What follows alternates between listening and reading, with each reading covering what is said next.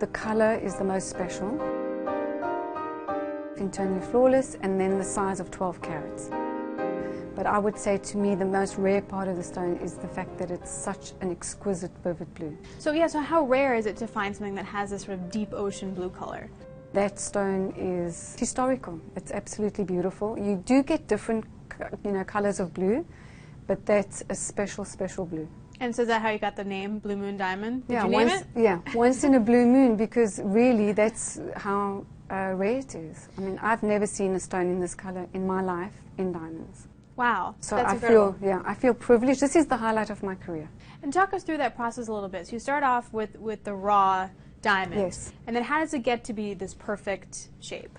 So when the rough arrives, what we do is our cutter studies it, our gemologist studies it. He makes models out of plastic and he then marks it, because on a rough stone you mark where you're going to cut, and puts it on the wheel. So he's cutting the model. Mm-hmm. And the reason for this is if we make a mistake, it's not costing us millions of dollars.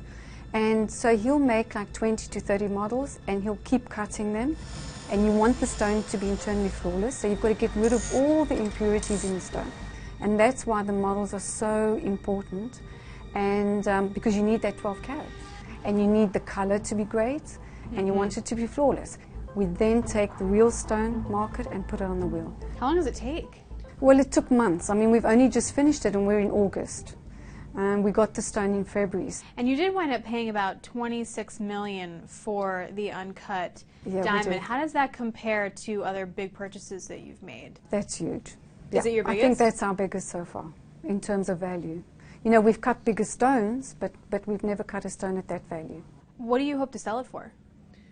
We haven't gotten to that yet. You know, it's historic, it's rare.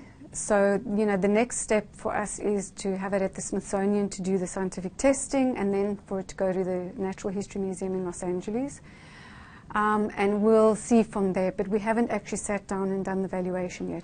But I mean, it's tens of millions of dollars, as you can imagine. And when you take a look at the broad supply, you know, you had De Beers saying that, hey, this year we can produce as much as 32 million carats of diamonds. Is there enough demand for that kind of supply? Yes. Where does it mostly come from? Who's you know, America takes 40% of the market. It's worth billions of dollars. You're talking about, you know, the bridal industry. You're talking about retailers, you know, the top houses in the world.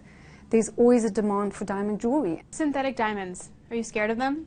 No, and I'll tell you why. No, because we don't call them synthetic. The people that have synthetic diamonds, we call it lab-grown.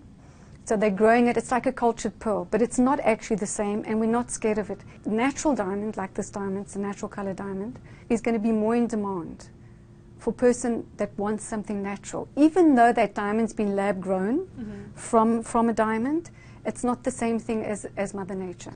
You have to inform people that it's lab-grown.